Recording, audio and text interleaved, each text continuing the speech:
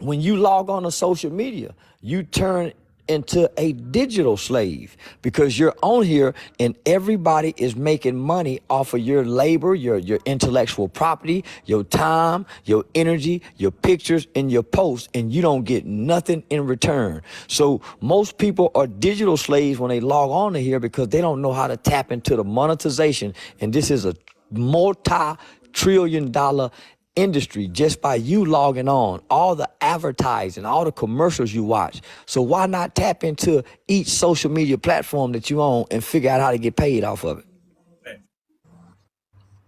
Facts. That's 100. So the first question that we have for you today is, we watch your channel on YouTube that's called Game Related Podcast. We noticed when you were doing one of your interviews, you spoke about the United Nations. If you were on the podium today speaking on behalf of Black people, what would you say to the United Nations?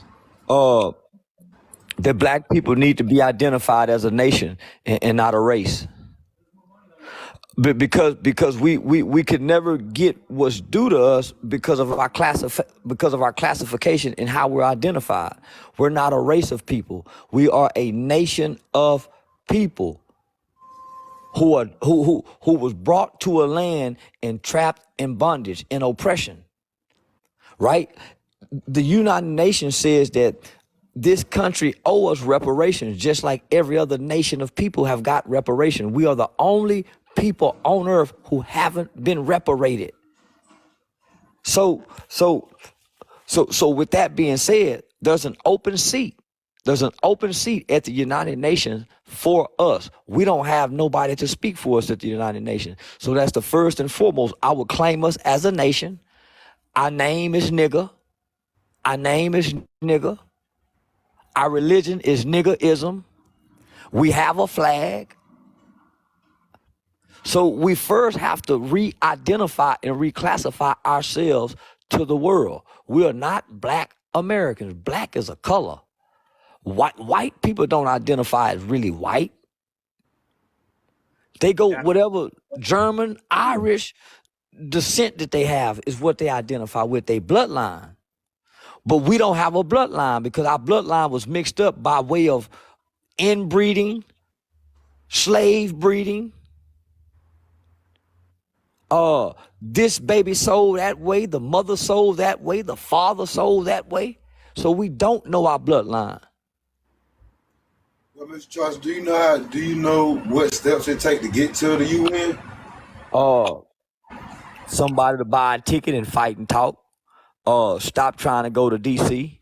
Stop trying to meet with our congressmen. So that take these passport brothers, homie, who done went and done things across the country, across the world. But if we all made a cry, we all made a plea. We did it for George Floyd, and got the United Nations attention for George Floyd. Got the entire world's attention. Come on now. Yeah, so we don't have the time or the luxury to do it, but we can create a student council. There's a student council member in middle school that's running for student council. There's a young lady that's gonna graduate from the next high school graduating class. She's gonna graduate the top of the class, cum laude. There's a young dynamic, young Black dude that made it out the hood that's just now for the pass the bar exam, and he's gonna become a lawyer. Instead of him going to become a public defender, we supposed to be grabbing him and grooming him to go to the United Nations for it because he understands law and no law. The person who go to the United Nations have to understand law and no law. That's what Johnny Cochran died trying to do, homie. He was the one that was going to the United Nations, but he died on us. Right, Mr. Charles.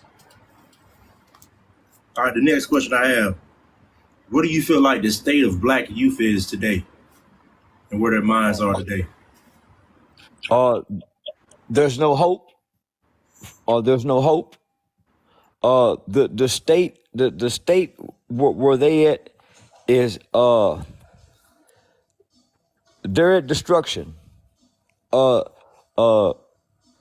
Today's youth is the most self-destructive youth that the world has ever seen exist. The mind state is